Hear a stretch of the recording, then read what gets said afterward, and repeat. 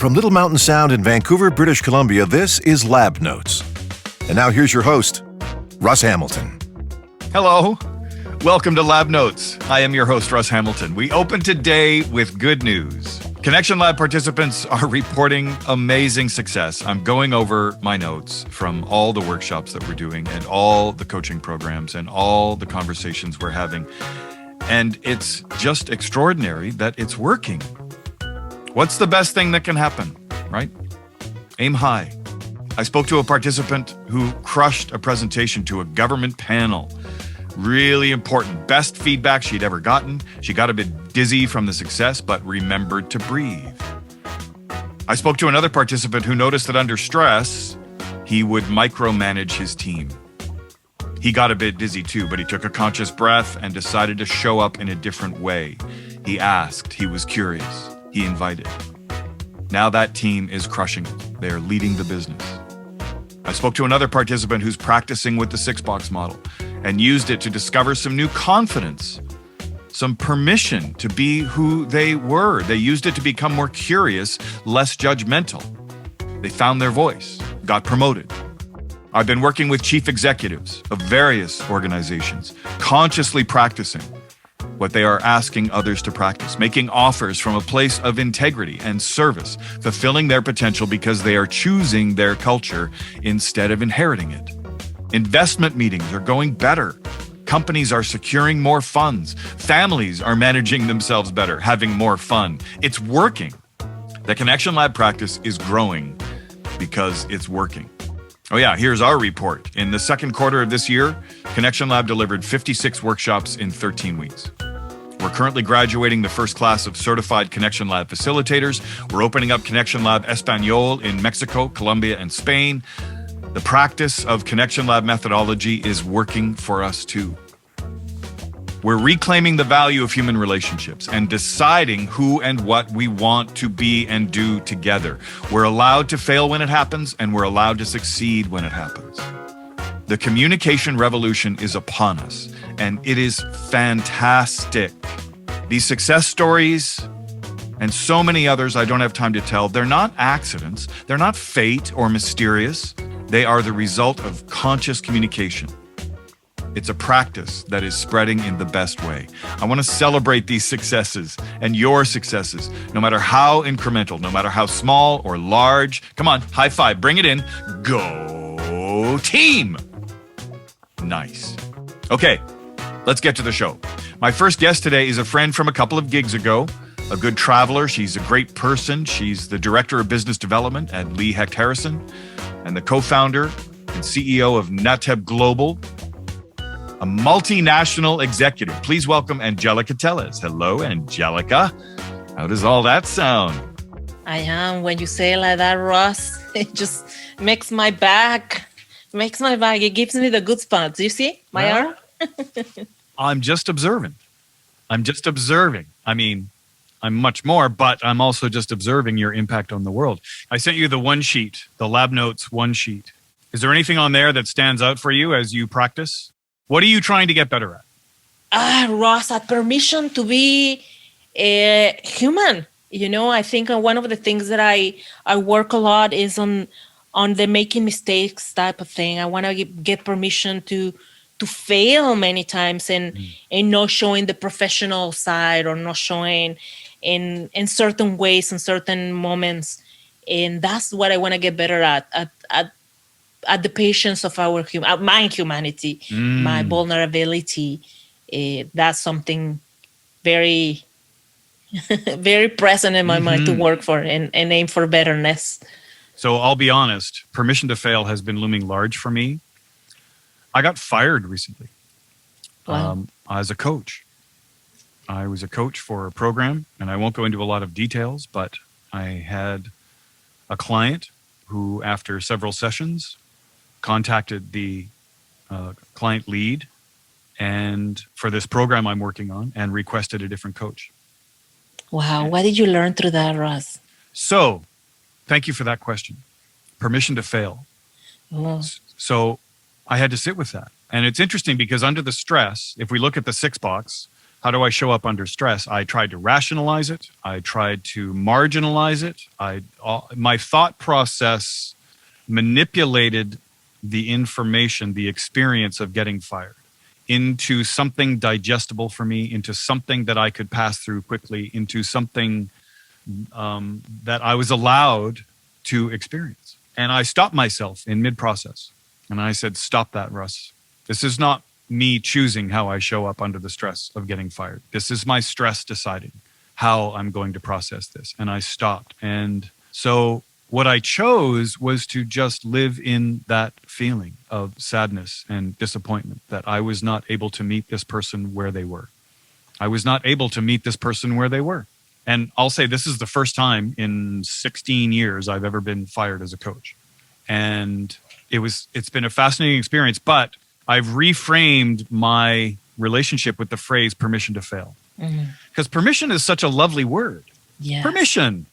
Yeah, congratulations. You got permission. That's so great.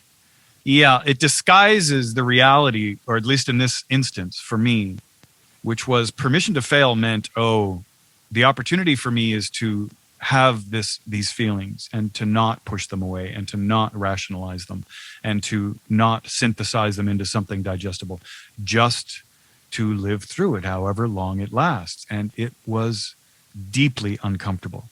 It was deeply uncomfortable. Yes. And so maybe that's something I wanted to get better at, was just enduring uncomfortable feelings.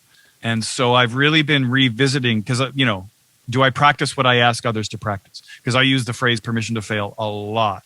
And how nice for somebody who never fails. And yet, oh my goodness, I fail all over the place. And what I do is rationalize it away and marginalize it away, versus just living with the emotion and breathing into it and let it be, and just, because that's a competency. It's a competency to live in that emotion. And I'm tempted to say sit with it, but increasingly I'm moving away from sitting with stuff, because life is in motion. We're flowing through it, right? So flowing through is critically important all of a sudden. So I'm really glad to hear that's one of the things you're working on. As I'm talking about my experience, is anything coming up for you? Yes, Ross. First of all, I love it that you share this story with me, because I believe that many times it has happened to me that I want to push the emotion away, right? I don't believe, maybe the word is, I don't know if it's only culturally, if it's gender-wise, or if it's our society that has built us to not have that permission to be humans, right? It has become very unsustainable, to be perfectly honest. And when we go through failure, we don't take it as a way of learning. We take it as a way of failing, literally a way of not being enough for whatever that was, not feeling competent for whatever competency we're supposed to be showing for. And often for sure happens that I work like you. I have felt that in the past, right? For example, now that I'm on my business, and learning through it, right? I'm new to learning. I'm not new to doing what I do, but I'm new to my own business. And I had a client who I was so excited, and I feel excited to learn and be in their business, but I didn't know where the limit was. And then when I tried to pedal back, it felt like a failure. It felt, because my client was disappointed. They have certain expectations, because I create certain bar of expectations that then I wanted to change. And it didn't feel that it was okay for the other party to change the rules in the middle of the game. For me, it felt at the beginning very a failure. Like, why don't I know how to negotiate? Why don't I not know where the limits are? And the questions of gender comes, and the question of leadership comes, and the question of competencies come. But I love when you rephrase in a different way. Beautiful that we fail because we learn next time, because we'll always be next time with the same experience and the same feeling. It might be okay to feel, you know what? Okay, we learned this lesson again. What are we need to calibrate, right? Like put the volume down or the volume up to how we see it. And eventually, as you say, it's a competency. Eventually, hopefully, we will react better because that situation is going to come out. We're going to fail again. Hopefully, we're going to fail again because that's the way to learn. And so I love that you mentioned this experience because it, of course, happens to me, right? When I normally we tend to beat up ourselves before we be more candid when we need a little pickup. Yeah. I love that you brought up culture and gender because we live in a society that's quite predisposed around culture and gender. And how do I talk to somebody who is so very different? How do I engage somebody who might not be my audience, right? How do I engage somebody who is predisposed in such a way that there's a narrow approach to definitions of success, to definitions of creativity and collaboration and opportunity? One of the reasons I wanted to have you on the show is because I think you're a tremendous spokesperson, being multinational, being a woman, being a leader of a business, and you can speak to this. And I don't want to get you into trouble or in I don't want to corner you into a controversial conversation. But let's be honest, and I can use this language: patriarchy, white supremacy. These restrictions, they're so emotional, right? Yes. And what if I have these emotions and I didn't fail? I'm not even really sure what my question is here, but what comes up for you as I talk about this? What I was thinking while you were saying that, Ross, is I can tell you, I would love to hear, and I always ask my friends they have the pressure and honor to meet, such as yourself, and you and I have had this conversation in the past. As a leader, what's the difference between a way of acting and the way of behaving, the when to respond and when there is not, oh, you are too emotional, right? Because I had it in that relationship that I mentioned. The other person said, I want you to be pragmatic and simple. And I was like, but I am a human. I'm not pragmatic and simple. And less emotional, it was at some point a comment.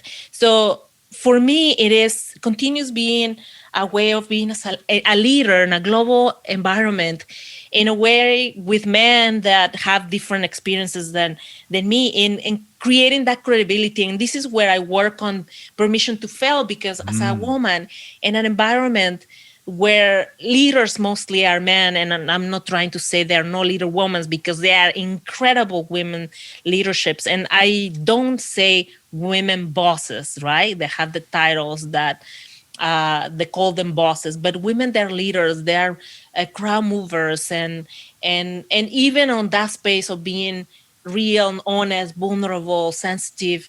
And that's the beauty of women doing business, the sensibility. I feel more than anything that a sensitive, not a sensitive like, oh, you're going to cry or something, but that sensitivity, that emotionality of being empathetic or expressing a reality how it is, without calling it strategy and business all the time. Because at the end, again, I believe we're humans doing business with humans.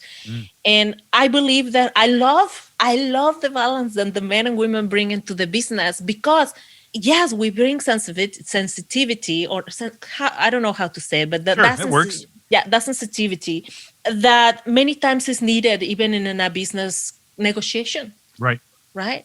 Absolutely. In a business leadership, in a team management. Yeah. That sensitivity to understand, have a way to say, this is the line, this is the margin, but as well to say, there is a margin for our humanity too. I love that. And the permission to fail for my side, and the permission to fail from yours. Right. And move forward to growth, because that's the space where disrupting, when we fail, that's the space where we grow. Well, and to your point, permission to fail is directly related to permission to succeed. Wow. Right? The amount of permission I give myself to get something wrong or to swing and miss is directly related to my willingness to try something new, to become something I've never been before, to actually succeed at a level I've never succeeded at before, to achieve a goal I've never achieved before. So my permission to fail is directly related to my permission to succeed. And I am working with an increasing number of human beings who really struggle with permission to succeed. right? They sabotage themselves unconsciously on the threshold of success. They'll find a reason not to take that final step. And Ross, my question for that, I am thinking more than an answer into a question. How do we give ourselves and to each other that permission to success and to succeed? Because if we are not giving ourselves and others the permission to fail, therefore the permission to succeed, how we manage, how in relation to, for example, we started talking about Connection Lab, and that requires connection to have that permission. How do we do it when people don't have the language, when people don't want to be in a connecting level, in a vulnerable space? How do we do it? It's a great question. So I can't control them. I can't decide for them. The only thing I can control is the quality of my offer and the quality of my invitation. That's the only thing I can control. The question becomes, what happens to my practice when somebody rejects me? Do I change my practice because somebody blew me off or somebody adores me? Yes. Right?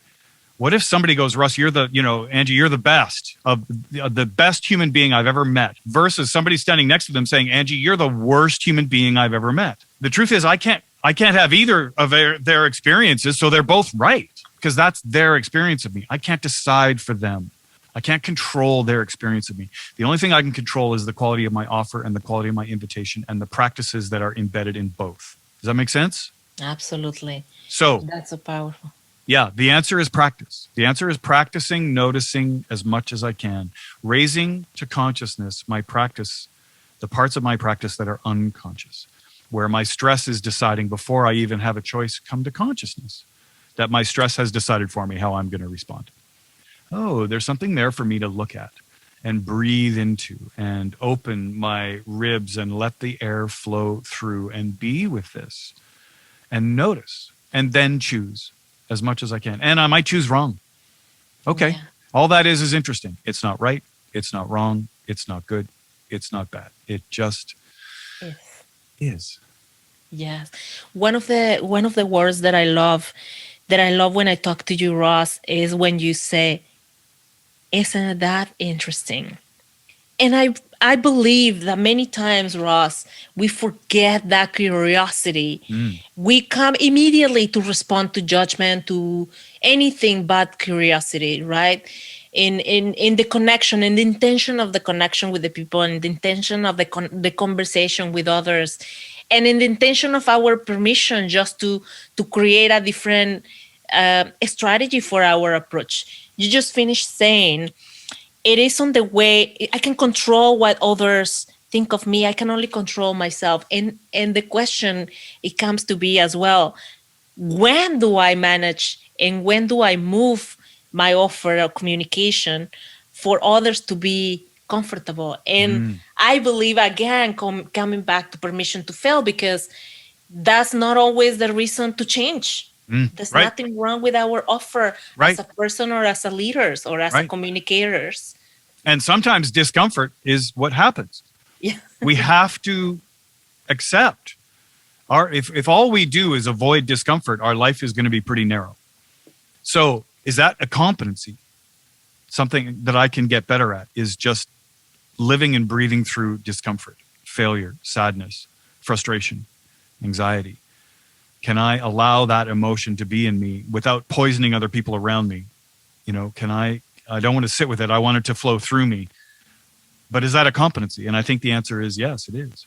And can now I be curious while having those emotions flow through me? Can I still be curious? I mean, these are tall orders. Yes. But practice. The more I practice, the better I get at these competencies, until I get to a point where they start flowing through me. We are talking to Angelica Tellez, who's the Director of Business Development at Hecht Harrison and the co-founder, CEO of NATEB Global. 2 more questions. Yes. Do you have any questions for me? I think I've been doing it through the... You have. You've laid a few out there. So do you have any more questions for me? Yes, Ross. Now that I was talking about the way that you do Connection Lab with others, I would love to hear your advice as of how to continue creating connection with others in that matter. I know you mentioned something, but how, if I don't have the language, if I new to another business person, how did you feel that people can create that connection through online? So I practice curiosity in real time. I'm curious, and I'll say to my participants, what color are their eyes? What color are their eyebrows? What shapes do you see? What color are their glasses? Are they wearing glasses? Because if I ask these questions in silence and answer them in silence, I'm actively in curiosity versus living in judgment. Oh, I wish I'd worn something different. Oh, I wonder where they are. I'm in my head when I'm living in judgment. I can't be curious and judgmental at the same time. It's one or the other. And so sometimes I have to remind myself, Russ, get curious. And I know what that means. And I get curious and I'm like, oh, look at how interesting this person is. Look at, can I tell what color their eyes are? And if the answer is no, don't stop looking. Keep practicing curiosity. We did it when we were children. We have the competency of curiosity. We have it now.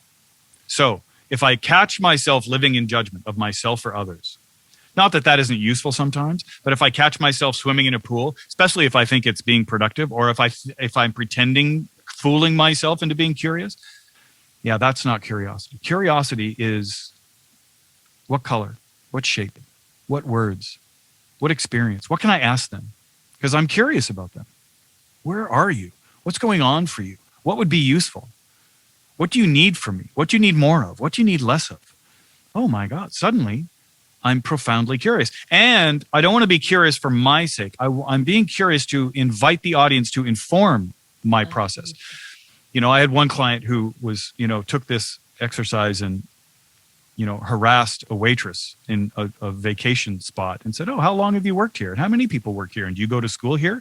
And how many patrons live at the hotel? And how many just stay here? And is it seasonal? He had 35 questions. This poor young woman just wanted to pour the water and get away. And he was practicing curiosity. Finally, his wife kicked him under the table and said, leave that poor girl alone. And he said, I'm practicing curiosity. So he got back and he called me right away and he said, was I wrong?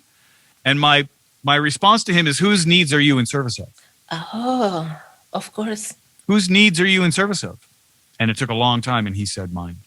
I was trying to get better at building the muscle of curiosity instead of looking at the look she was giving me, just hoping that I would stop asking her questions, because that's what her need was, that she got to go away. Ross, did you think, my second question probably will be, did you think this is a way of disruption for connection? Totally. Yeah, I've been witness to it. People don't know that they assert their own needs ahead of the needs of the audience. They're not conscious of it. They assume that the needs of the audience are the same as their needs. And that's not. powerful. It's not. And in order for me to understand, and this is why I got fired. Even though I tried, I was not able to meet this person where they were. And sometimes it can be elusive, meeting somebody where they are, because even they don't know where they are sometimes. But still, that's my job, is to meet them where they are. It's not enough to point at them and say, move to the left. It couldn't be more obvious. Take one step left. Yes. But to them, one step left might be off a cliff. And they're going, there's no way. You want me to kill myself? And I'm going, no, just move left. How is that killing yourself? How do I stand next to them and see what they're seeing? That's part of my job. Absolutely. And Ross, what you just finished saying is very powerful, because so many times we don't put ourselves in the shoes on the other one. Yeah. The other person, the other client, the other whoever is in front of us. And definitely what you just finished saying, that I was of service of my needs and not the service of others. And for me, what I hear, it was not only be at the service of others, be at the service of the needs of others, but with your curiosity, be as much as possible at service of others' needs. Yours is the curiosity, hopefully to learn, hopefully to connect, but as well to bring them into a relationship, not into a scary moment where I feel like I don't want to connect with you, right? You're invading my space. Right. And reading that, definitely, Ross, is something, another thing that to get better at, right? Beautiful. Reading the other one. Inviting them to inform me. Absolutely. right? And then being available to be informed. And when my needs are already taken care of, how can I putting their needs ahead of mine? Easy as pie, right? Is that a way to bring back into relationship somebody that you broke relationship with? Maybe. I don't know how available they are for that. Yeah. They may not know how available they are for that. But if you are transparent about what you are trying to do, I'm trying to get better at rebuilding trust. I'm trying to get better at inviting people into relationships so they feel seen and heard. I don't decide when they feel seen and heard, but it's my quality of invitation I'm trying to improve, my quality of offer I'm trying to improve. And I'd like to rebuild the trust in this relationship because I think I contributed to breaking it. Wow. Yeah. And if I'm on the other end, I say the same thing. Wow. Huh. And I don't know what the answer is. Yeah, fair enough. But I'm going to keep asking. I'm going to keep offering until an answer becomes conscious and present. One thing that as you're saying that, Russ, came to my mind as well is that when we don't have a call to action, for example, earlier on you asked me, Angie, to the audience, what is your call to action? Yeah. And many times in connection, in relation, and not in relationship, but in creating that connection to any kind of relationship, we forget that point. Yeah. You Yeah. know? I know. Business really suffers. Call to action is module 2 of Connection Lab. Yes. And it's very difficult to make an effective demand on an audience that doesn't feel seen and doesn't feel heard. It's very difficult to make an effective demand on an audience that doesn't feel seen and doesn't feel heard. If an audience does feel seen and heard, they have an appetite to be called to action. They have an appetite that you make a demand on them. Please pick me for your team. Pick me for your project. I don't feel seen and heard anywhere in the world. All I want to do is work with you. Let me prove to you that your attention of me, the quality of relationship is legitimate, is valuable, is earned. Let me prove to you how valuable I can be for your team. Make a demand on me, it's really a powerful switch because people, when I talk about demand at the beginning of the module 2, they're like, oh, it's kind of a dirty word, And I'm like, great, but the demands are made on audiences that don't feel seen and don't feel heard. So when an audience does feel seen and heard, making a demand on them builds trust. Imagine a business environment where we make demands on each other and we test each other. We help each other get better with better and better demands, better calls to action, right? Better action verbs instead of passive verbs. I work with a lot of leaders who use passive verbs. Oh, I want you to think of a solution. Yeah, I showed up thinking. That's weak. I want you to align yourselves in such a way where a solution becomes possible. Yeah, she and I get along fine. We're aligned. That's weak, right? You need to call us to action. You call the play. But it's only going to be effective if I feel seen and heard. Because otherwise, I'm going to walk away shaking my head. And even if you're the boss, I'm going to say, yes, ma'am. But I'm going to shake my head out. She doesn't know what she's talking about. I don't know how she got into that position. And that's my narrative going back to my cubicle, which is what the whole team is going to buzz about now, is how unqualified the boss is. How powerful is that you just finished saying, Ross? Because many times as leaders, as humans, forget about the leadership and always being on the context of professional context, but we don't know how to do a proper call to action. Right. And how disastrous is when we don't do it, because we humans intend to have expectation, which is not at the beginning a smart idea to be expecting something from somebody, especially in the way that I want it. But even if I did, and I don't have a proper call to action, the intention might be good, but the call to action is bad. Yeah. Nothing move and disrupting everything inside of the context of potentially a good intention. So calls to action are leaving myself vulnerable for attack, right? Out of context, if I call the play and people say that's the wrong play, that's the wrong play, you're not qualified. So now we're back to permission to fail, right? If that's not the right play, what is the right play? Now I need practice inviting the audience to inform the process. What do you see that I don't see? Well, I have information about this client in this circumstance in this project. Oh, that is useful. Let's change the play. Now I'm now going to, based on the new information, I'm going to call a new play. And the whole team goes, wait a minute, I can influence the direction of this team. But again, it's based on whether or not we feel seen and heard, whether or not the leader is inviting the audience to inform the process, whether or not there is an explicit active verb call to action, right or wrong, because you're modeling what calling the play looks like. And then other people get to go, oh, is that what it looks like to call the play? Also, when it goes back to gender and culture, especially when I have a woman at quarterback, I like to say how comfortable I am with you at quarterback. And if I'm a star player on the team, I'm comfortable with you. I'm modeling for others what it looks like to say, I'm really comfortable with you calling the play. Absolutely. I'm really comfortable with you throwing the ball and being the quarterback. Because I am. Because I feel like the plays are clear. The calls to action are clear. I feel seen and heard. And I get to do my job the best I can because of the clarity and quality of your authority and your leadership. I'm really comfortable with you at the quarterback. How powerful, Ross. How powerful it is. The power of call to action. Yeah. The whole connection is built through that.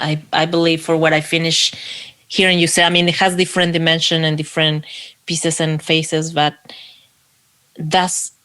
I kind of want to see it as well, like you on that, right? A powerful call to action, build the credibility, build the trust. And how is that built? Through the failing part, right? Yeah. To that permission to do it wrong a few times or forever, who knows, right? But hopefully not. Hopefully not. But having a strong call to action definitely comes from that failure. For what you finished saying, I hear you saying that too. Last question. Are you going to listen to this podcast? You're going to listen to yourself in this interview? Yes. I know I felt hesitation. Yes, Ross, I will. I would love to hear what we chat about because Beautiful. We always have phenomenal conversations. Yes. Good. Do you have any questions, thoughts, needs, or feelings for me? Oh, I feel super grateful, Ross, for this time together. As always, beautiful learning opportunity for me. And thank you for sharing that energy and wisdom and time. So thank you, Ross, for the opportunity to be with you. You're listening to Lab Notes, part of the Connection Lab Network. For more information about our workshops and executive development programs, email us at info@connectionlaboratory.com or go to our website at connectionlaboratory.com.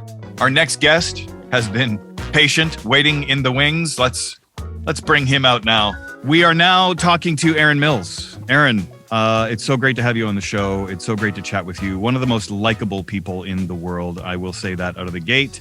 Tell me where you are, where you're working, and how do we know each other? Yeah, so I'm Aaron Mills, Senior Manager for Cloud Infrastructure at Ibotta. And we're making the paved road for engineers to run fast on. And we know each other from roughly, 2018, when you led the Leadership Journey cohort that I was in with some other folks who've been on the podcast. So, so go back a couple years. Amazing. You have the little Lab Notes menu there. Do you have it open in front of you? I sure do. Yeah. What is on there that's interesting for you today? Gosh, the having reflected on this a little bit, I think the things that kept coming to mind, all of it resonates with me, but the things that really hit home were, number one is how do I show up under stress, right? The relationship with myself and seeing how I show up under stress. Having just started a new role, obviously an awful lot of stress, being remote to a new team and not being able to kind of meet them and go out to lunch and, kind of do the get to know you stuff, but having to do that remote generates a ton of stress. And seeing how I show up under that, noticing without judgment or correction has been something that I've really relied on this past month and a half. How's that going? Are you successful at noticing without judgment or correction how you show up under stress? It's funny. I think that noticing without judgment is always, at least for me, is very aspirational, right? I find myself trying to judge, oh, you shouldn't have said that, or this isn't perfect, or whatever. Yeah. It's aspirational, but I've noticed that even just sort of observing that, asking myself that question has been helpful to reduce that level of judgment. Just, hey, I'm really stressing out right now, and that's totally cool, right? That's totally fine. And that's helped kind of temper that judgment. Amazing. How is the new company, it's only new to you, but how is it showing up under stress?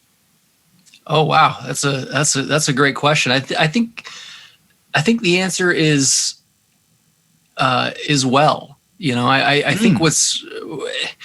I think what's interesting is that, I just immediately think back to the last year of everything that everybody's been going through, and I feel like that's actually one thing that's been great, is that everybody's been very observant of themselves, of each other, and being like, I'm really, not okay today. I'm really having a bad day, or I'm having a great day, and that's okay. And this other person's having a bad day. And I don't know, it makes me wonder if we've all sort of started to get a little bit better at that over time, over this last year. But I think the new company for sure has been, Ibotta has been really great at also being observant. And I've seen a lot of that practice, and that's something that I've certainly tried to exhibit for my team as well. Is just say, oh gosh, I'm really, I don't know about this, that, or the other thing. Help me out here, right? And just try to be transparent and be myself. What do you remember about our program?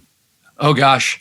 There was so much to remember. That's one of the things that I absolutely loved about Leadership Journey. It was just so dense with information. There was so much to take away from it that I still think about the lessons of the things that we talked about day to day, or in each session we did. Spine of a story. Right. Thinking about doing a magic trick in front of folks, trying to kind of tell a story that was compelling to folks, and really, but also thinking through, as I was doing that, trying to connect with the audience, right? That it wasn't so much about, and this is something that has been a touchstone for me, especially the last month and a half, is that idea of returning to connection over content. The idea that it's about making sure the audience feels seen and heard, that you're connecting with them, and the content follows from that. It's not about, I've got a presentation that's perfect, that's I nail every single beat, and you guys all better appreciate that because I put so much work into the content, right? It's not about that. It's about, certainly you want to have the content ready to go, and you want to have, and I wanted to have my magic trick ready to go, for example, when we were doing that module, but really it was about using that as a mechanism to connect with the audience and to make sure that they felt involved in the story that I was telling. What was your state of mind as you were taking the stage? What was your fear meter? What was your anxiety meter? The version of you that was going through that process 3 years ago. It was, the anxiety meter was pegged.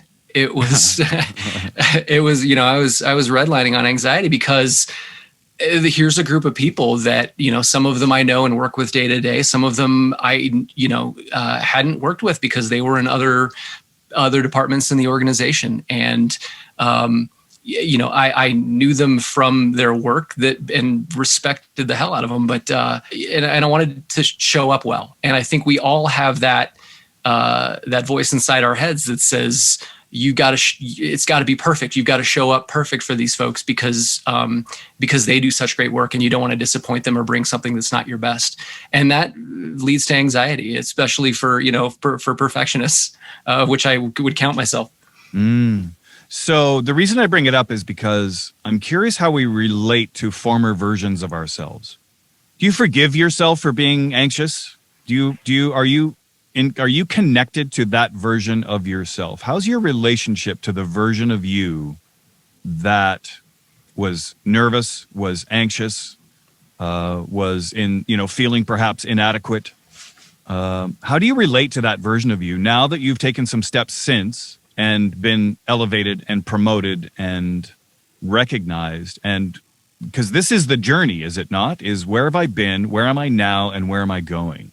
That's such a fascinating question, Russ.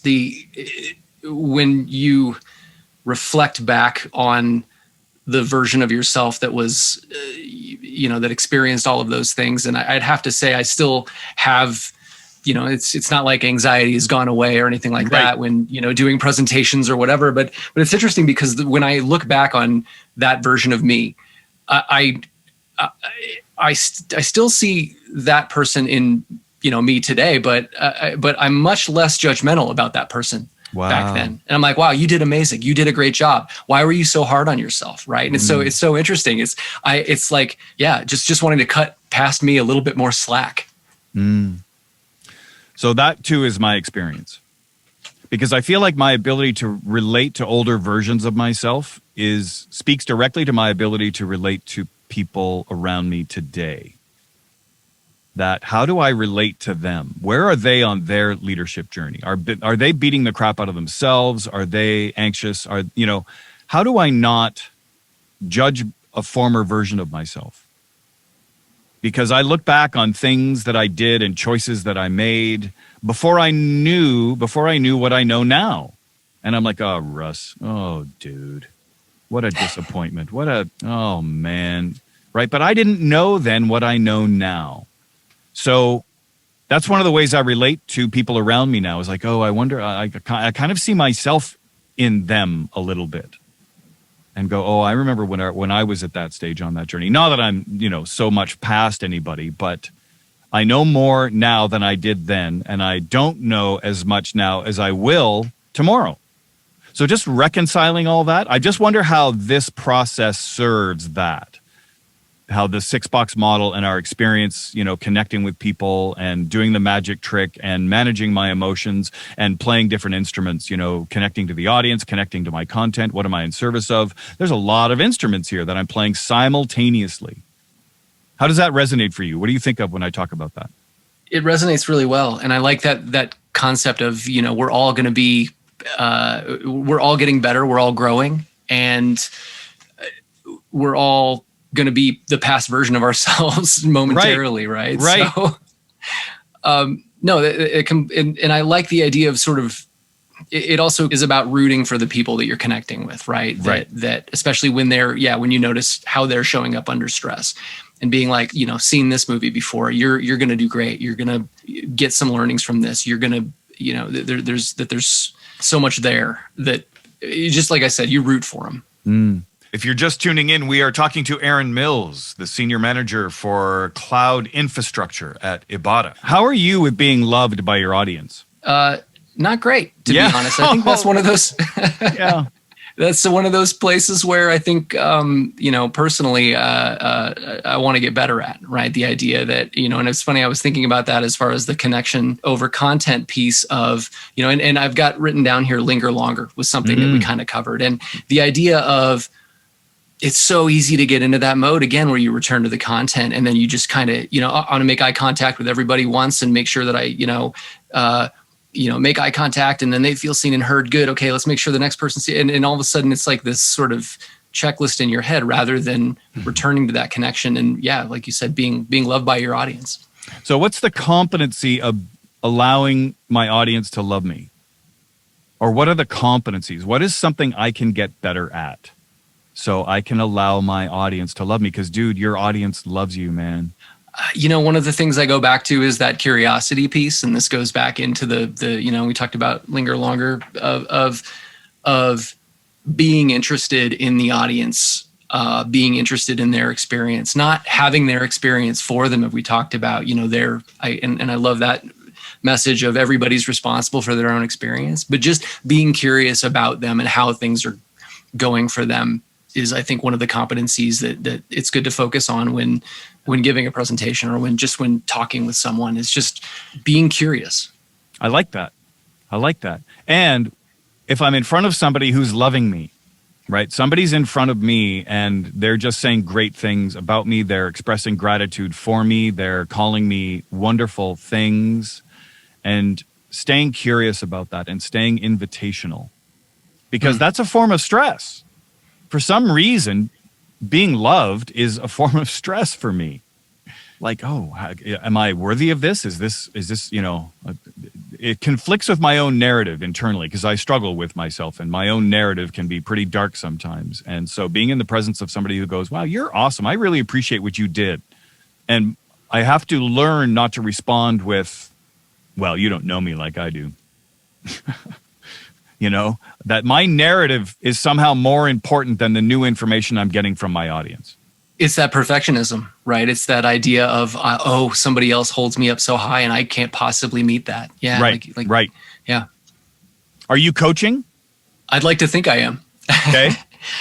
Right now, I think my coaching is mostly just the day-to-day, the one-on-ones, just meeting with folks.